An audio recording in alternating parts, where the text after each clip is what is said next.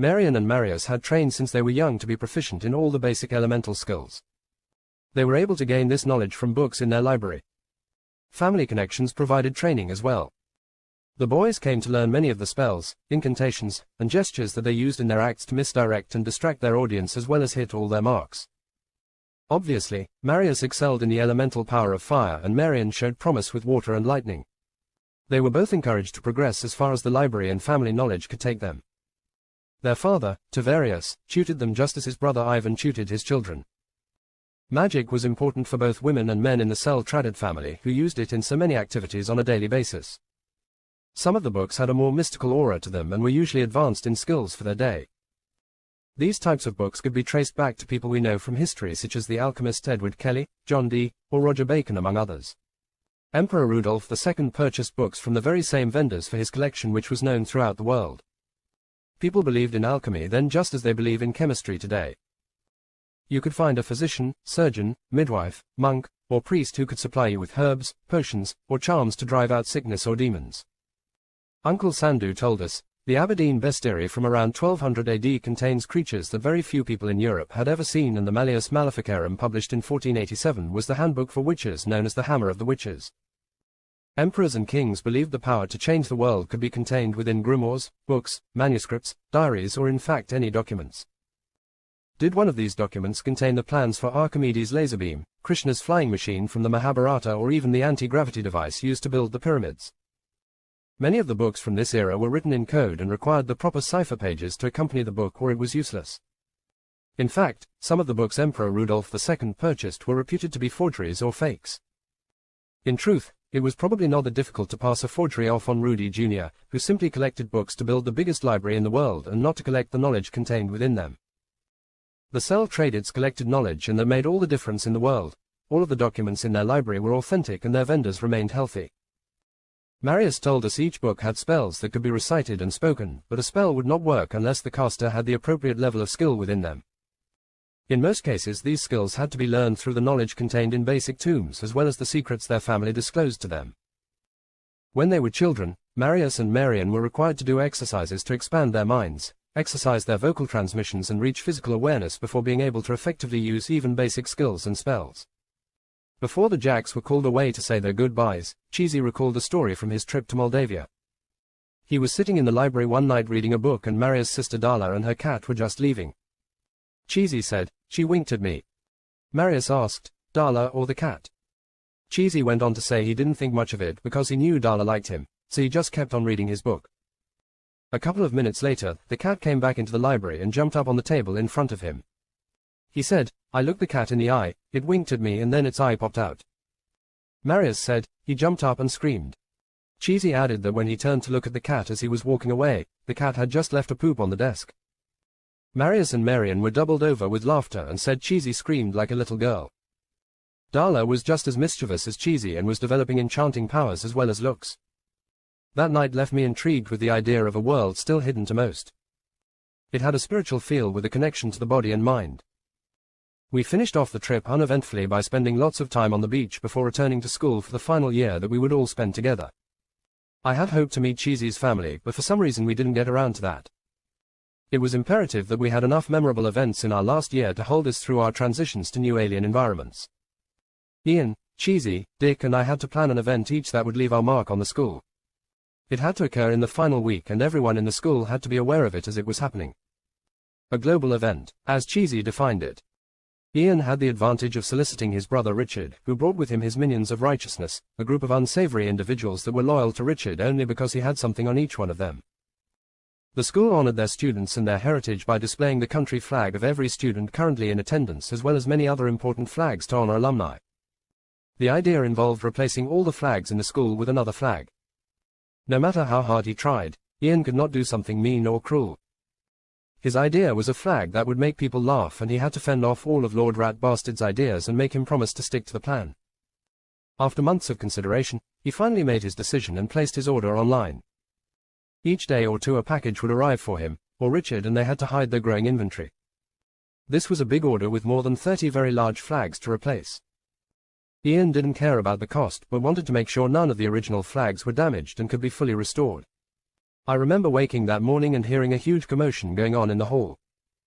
Opening my door just a crack, I could see people running down the hall towards the grand hall and giving a shout out to their friends as they went. I threw on my housecoat and joined the lemmings. When I entered the grand hall and looked up around the ceiling, my mouth dropped, and I started clapping. I knew right off that this was Ian's prank because every flag had an image I recognized as coming from an album cover that Ian also had a shirt of and listened to constantly. It was a reggae album cover that pictured the world cut in half at the equator, and the northern hemisphere was a giant pig consuming the southern hemisphere. A statement. They found the real flags under the trampolines in the gym and had them replaced by the end of the day. The next to put their plan into action was Cheesy.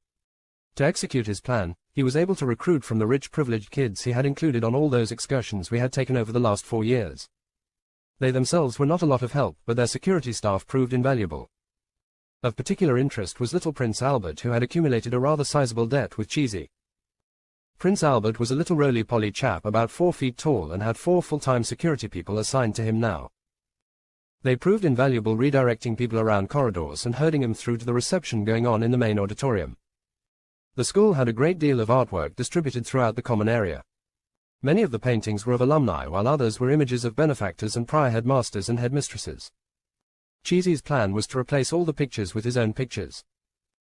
Cardboard inserts were ordered that could be pressed into the frame in seconds, and he had planned a route that would avoid all student and parent traffic thanks to Prince Albert's people.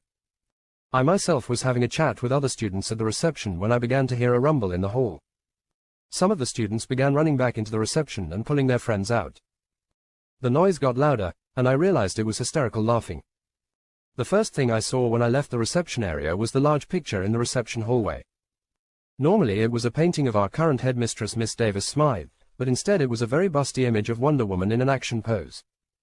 She did, of course, bear a strong resemblance to our headmistress. Cheesy used this opportunity to mock a few of the staff that had rubbed him the wrong way over the past year. Mr. Halpern, assistant headmaster, was the Joker, and the gym teacher Mr. Colburn, who had more chins than a Chinese phone book, was the Hulk. Both were easily recognizable as the teachers they spawned from. Chef Pierre was Pepe Le Pew, sitting on a toilet smoking a cigarette. That one was snapped up and copied to make shirts from. I had one myself. For his prank, Dick called upon a friend from Los Angeles, who worked in the costume design department of a film studio. Dick had her design an anatomically correct rubber bodysuit of a man and another of a woman that he could strap over top of the statues that lined each side of the gardens. He ordered enough to cover all 12 of the life-sized statues. The gardens could be seen from all important venues such as the dining hall and the upstairs library. Many of the dormitories had a view of the area, albeit an obscured view by stadium standards. Dick decided to execute it in the dark so no one would notice. However, to do it in the morning would leave him vulnerable to being discovered. In such a covert operation as this, Dick decided to take out the lights and do a stealth attack at night with night vision equipment. When the lights were turned back on, there would be lots of people around. The rubber suits could be slapped on the statues in seconds, and he knew each was a perfect fit. They had straps backed by Velcro, and on the actual attack each would have a tube of superglue squirted on it to hinder the removal efforts and extend the length of the prank. With 12 statues in the garden, 6 on each side, he would need 6 accomplices to cover 2 statues each in the time the lights were out. He decided to handle the lights himself so that he could get back into the crowd and observe the results while creating an alibi. It was about 9:45 in the evening and the sun had disappeared behind the skyline. I was in the library returning books I found in my room that belonged to the school. It was a rush to get there before it closed for the last time, at least for me. Suddenly the lights went out and what started as panic turned to whining and complaining. I was near a chair at the window, so I just sat down and glanced out the window while letting the complainers drift away. I thought I saw something in the moonlight, but dismissed it as a dog or some other small creature. When the lights came back on about 3 or 4 minutes later, I glanced out the window to see if the dog was still around. As I scanned the garden, I couldn't see anything out of the ordinary, but had the distinct feeling that something wasn't right. Then it hit me, and I saw it. One of the statues looked abnormally fat, but when I looked closer, they were huge boobs. The statues were brilliant because the bodysuits were almost identical in color to the stone in the statues. Very few people had caught on yet, but I could see some activity in the garden. People were looking at them in obvious disgust and disapproval while others were dragging their friends down to run the gauntlet. If these were supposed to be gods, then it was evident that the gods were well endowed. I saw one young fellow running about with a stick. As he smacked the giant willies, they swung back and forth, sending him and his friends into fits of convulsive laughter. At half a meter long and thicker than the business end of a baseball bat, according to Dick, they tended to wobble back and forth many times. Finally, the bell went off and an announcement came directing all students to return to their rooms and draw their blinds. This was met with hysterical laughter, and it took almost an hour for security to herd everyone back to their rooms. By this time the bodysuits had been cut off the statues anyway, so it made no sense, but their rage demanded it. I saved my prank for last for several reasons. Firstly, the others would be wondering whether or not I could pull something off, especially in league with their amazing pranks. Secondly, I thought I could top them all and go out on a high note. As the time drew near, the pace of everything was heating up. Graduation was just a day away. Unfortunately for Miss Davis-Smythe, she became my target. She was not my target because I disliked her or had any revenge motives, but just because she provided me with the most spectacle for my buck. Miss Davis-Smythe was the headmistress of our school. She was chosen for her post not for her academic credentials but rather her family connections. Again, this did not make her my target but offered me the opportunity to use her as my foil. Miss Davis-Smythe was methodical in her preparation of speeches for big events, and there was no bigger event on the horizon than the graduation dinner. Several other factors made her the perfect foil. English was her second language, and she could not see a thing without her glasses. She always prepared her speech with very specific wording to make herself sound as intelligent as possible and therefore got into the habit of reading it verbatim while standing at the podium. Once her eyes looked down at the paper she would begin reading and not look up again until she uttered the final word. I was sure she was not even listening to herself, but just in a trance-like state. The hunt for her digital copy began. I could not solicit the help of any of the others because that would give my plan away. After digging through the school's network, I finally found her digital copy of the planned address. The goal was to let her get started and, in her trance, before I started introducing my changes. Figuring Miss Davis-Smythe would read her speech before printing, I had to replace the hard copy after printing but before dinner. This gave me a perfect window because during that time I was scheduled to be in her office as a student liaison. The switch went off without a hitch. The hall was decorated, the tables were set, and the guests had filed in for the elegant meal that was about to be consumed. Only the graduating class and whichever of their relatives decided to attend were invited to this event. The staff was displayed at the head table like the Last Supper. Miss Davis-Smythe was cast in the role of Jesus while Mr. Halpern, who was never far from Miss Davis-Smythe, sat at her right hand. The meal was consumed, and the guests were beginning to become agitated by the trivial conversation they had been subjected to over the last hour when Mr. Halpern approached the podium and tapped the microphone. After welcoming everyone, except the cooks and dishwashers, and licking as many boots as he could in the time he had, he began his introduction of the headmistress. It was a work of literary genius equaling the likes of Rudyard Kipling. I was beginning to suffer pangs of regret for what was about to happen as Mr. Halpern showered Miss Davis-Smythe with inflated skills and achievements lifting them to a stratospheric level few Nobel laureates ever reach. The crash was going to create a sonic boom. Miss Davis-Smythe stood at the podium and adjusted her outfit, then wet her lips and pulled up the chain on her glasses as she slipped them onto her nose. Immediately her face changed as she squinted and shook her head slowly from side to side. It seemed that someone had applied a thin coating of Vaseline to her lenses. I can confirm the brand. After struggling with different solutions, she eventually cleaned her lenses, with the assistance of Mr. Halpern. She cleared her throat and opened the folder on the pedestal. Graduating class, honored parents and esteemed staff, welcome to this year's graduation dinner. We are here tonight to review the sad and disappointing year of these undeserving parasites and idiots who call your children. Immediately a huge gasp went out from the audience. The headmistress looked up stunned by the event. Seconds passed before parents jumped out of their seats and started hurling abuse at Miss Davis-Smythe, the staff and even some of the students. One parent shouted, "I told you were a parasite."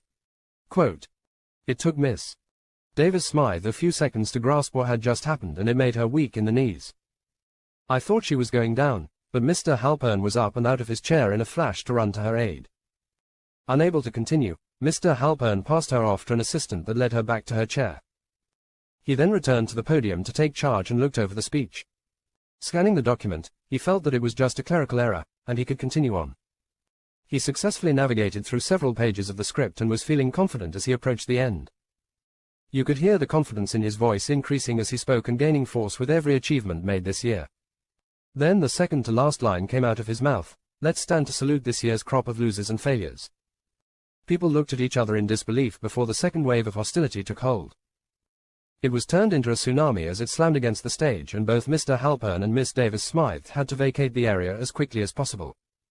I glanced at Ian, Cheesy and Dick, and they all knew exactly what was going on. Cheesy and Dick gave me knowing signs that looked like approval, but Ian was less enthralled with the prank. I think he could see the fallout coming. I was beginning to develop a pit in my stomach about my prank and what could happen, but I knew getting caught was not an option. The board of directors would have to do something about this year's pranks. There had never been such a series of events at this school in their storied history.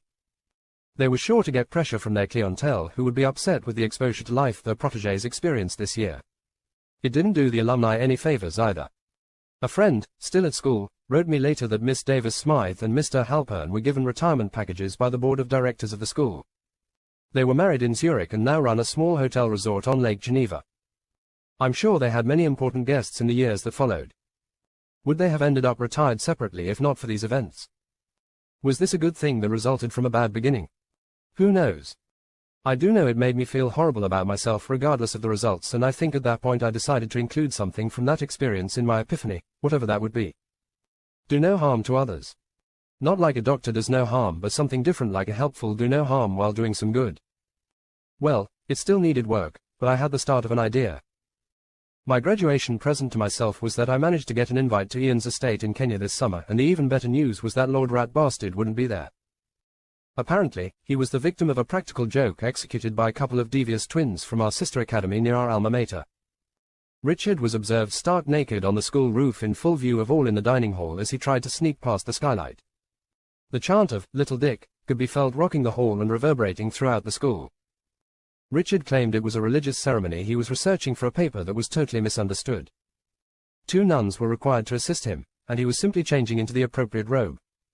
Of course, the nuns could never be found, but I heard their habits were hanging in a closet in an academy near our own. When asked to produce the robe, he claimed it had blown off the roof in the wind. Richard spent a week pretending to look for it to no avail. Even his minions helped him look for it with no success.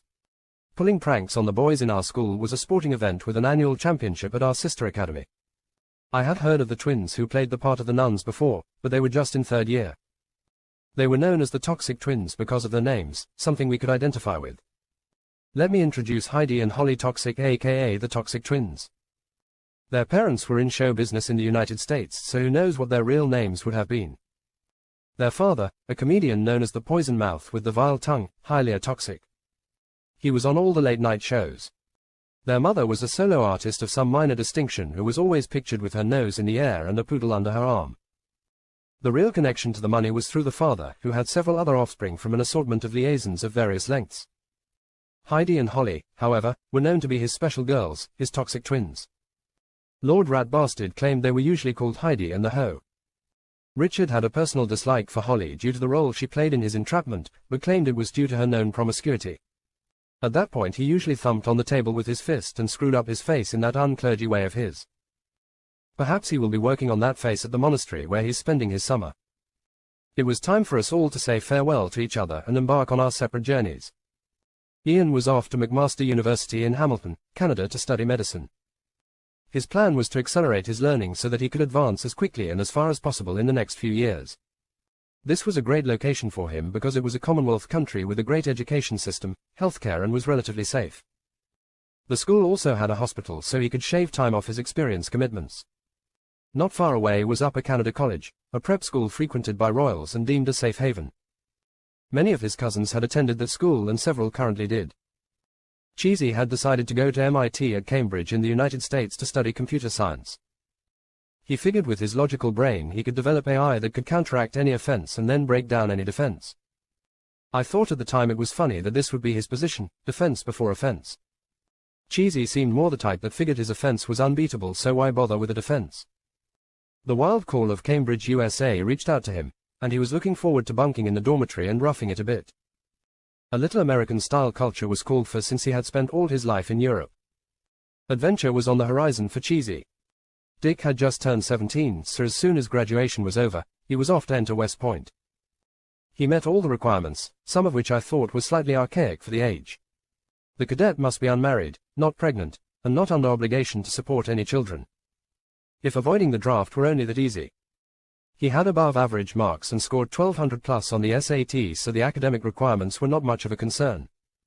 I doubt very much that any other cadet was in as good physical shape as Dick.